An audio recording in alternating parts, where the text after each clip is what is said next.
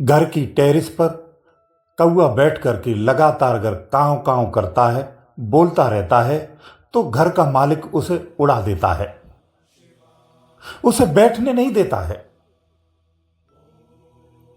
उसकी किस्मत में जो रोटी मिलने वाली थी उससे भी वो वंचित हो जाता है। भौतिक जीवन में इसी प्रकार से वाचाल व्यक्ति भी अध्यात्म उपलब्धियों से वंचित रहता है। एक वाचाल व्यक्ति की बातों को लोग कभी सीरियस नहीं लेते, गंभीरता से नहीं लेते हैं। जब वो बोलता है तो लोग उस स्थान को छोड़ करके चले जाते हैं। एक वाचाल व्यक्ति अंदर से पूरी तरह से खोखला होता है, वो किसी का विश्वास पात्र नहीं बन पाता है। वैसे ही जिन स्थानों पर शराब का सेवन होता हो, मांस का सेवन होता हो या व्यापार होता हो और व्यभिचार होता हो, ऐसे व्यभिचारी व्यक्ति और स्थान दोनों को देवता छोड़ करके चले जाते हैं। देवों का स्थान नहीं रहता है, वहां देव कभी भी भ्रमण नहीं करते हैं। उन स्थानों पर कितनी भी पूजा की जाए और व्यभिचार साथ में होता रहे, देव अपने स्थान पर कभी नहीं आते हैं। देव उस स्थान पर भ्रमण नहीं करते हैं, चाहे वो स्थान हो चाहे वो शरीर हो। देवता जिन स्थानों को छोड़ देते हैं उन स्थानों पर भूतों का निवास होता है, उस स्थान पर भूतों का आगमन हो जाता है। अब प्रश्न यह आता है, तो आखिर ऐसा क्यों होता है? क्या यह बात सत्य हो सकती है? तो इसे ऐसे समझिए, आप इस चीज को तो अच्छे से जानते हैं ना कि शरीर में दो चीजें हैं, पॉजिटिव और नेगेटिव। पूरी कायनात पॉजिटिव और नेगेटिव से ही संतुलित है। जब ये दोनों की संतुलन बिगड़ता है, वहीं उसी स्थान पर उसी दिशा में गड़बड़ हो जाती है।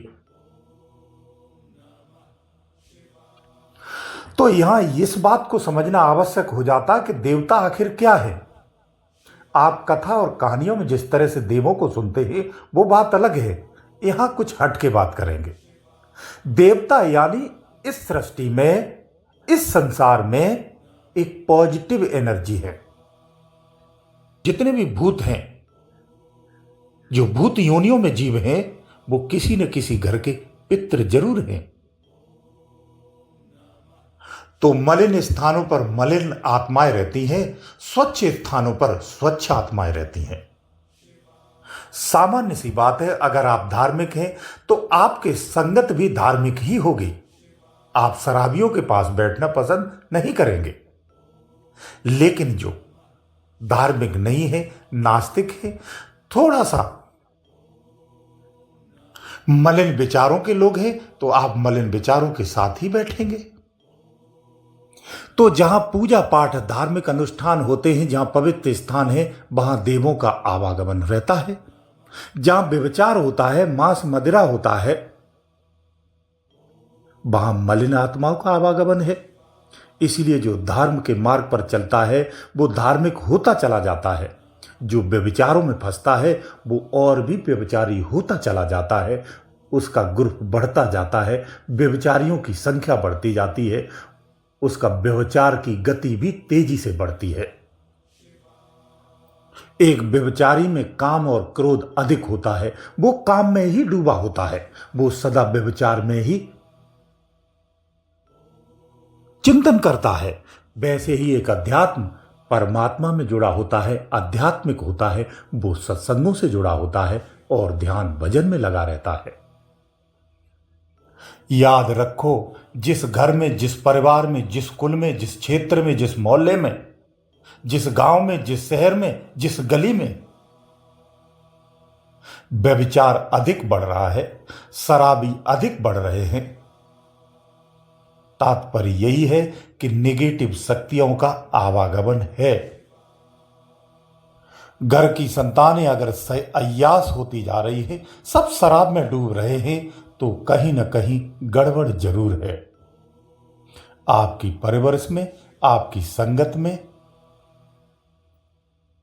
आपके स्थानों में, घर में या परिवार में अगर एक व्यक्ति भी सात्विक है, धार्मिक है, तो अपने पूरे कुल को नाश होने से बचा सकता है, सतमार्ग पर ला सकता है।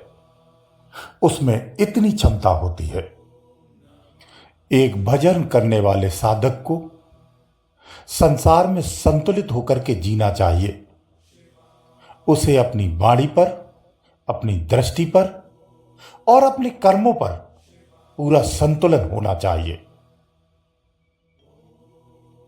विचारों को इस तरह से खींच करके रखें जैसे घोड़े की लगाम को खींच के रखा जाता है।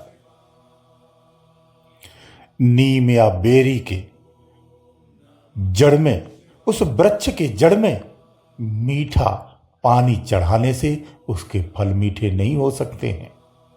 नीम की कड़वाहट नहीं जाएगी, आप कितना भी मीठा जल चढ़ा दें।